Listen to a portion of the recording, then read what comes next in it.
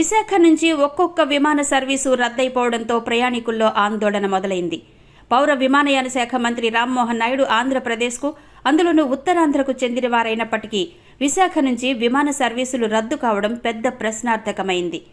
Bhogapuram airport పనులను సమీక్షించడానికి చూపిస్తున్న శ్రద్ధ విమాన సర్వీసులను పునరుద్ధరించడంపై లేకుండా పోయింది అన్న విమర్శలొస్తున్నాయి.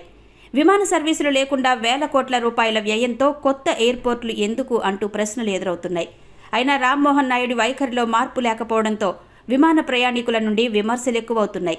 మే 5వ తేదీ నుంచి మలేషియా, బ్యాంకాక్ విమానాలు రద్దు కాబోతున్నాయి. రామ్మోహన్ నాయుడు మంత్రి పదవి చేపట్టిన తర్వాత ఈ 10 నెలల్లో విశాఖ నుంచి దేశంలోని పలు చోట్లకు తిరిగే 6 విమాన సర్వీసులు రద్దయ్యాయి. విశాఖ నుంచి పూణే, గోవా, విజయవాడ, కోల్కతాలకు నడిచే ఇండిగో విమాన సర్వీసులు రద్దయ్యాయి. మరోపక్క ఎయిర్ ఇండియా ఎక్స్ప్రెస్ నడిపిన బెంగళూరు, హైదరాబాద్ సర్వీసులు కూడా రద్దయ్యాయి. ప్రయాణికుల ఒత్తిడి మేరకు తిరిగి హైదరాబాద్ విమాన సర్వీసును పునరుద్ధరించారు. ఒక పక్క విశాఖపట్నాన్ని అంతర్జాతీయ టూరిజం హబ్ చేయాలని రాష్ట్ర టూరిజం శాఖ ఎడతెగని మంతనాలు చేస్తోంది. ముఖ్యంగా బుద్ధిస్ట్ సర్కిల్ ఏర్పాటు చేయడానికి ప్రయత్నిస్తోంది. అసలు బ్యాంకాక్ వెళ్లే విమానాన్నే రద్దు చేస్తే ఇక విశాఖలో బుద్ధిస్ట్ టూరిజం ఎలా అభివృద్ధి చెందుతుందో ఎవ్వరికీ అర్థం కావడం లేదు. ఇప్పటికైనా మంత్రి రామ్మోహన్ నాయుడు విశాఖ విమాన సర్వీసులను పునరుద్ధరించడంపై దృష్టి పెట్టాలని ఉత్తరాంధ్ర వాసులు కోరుకుంటున్నారు.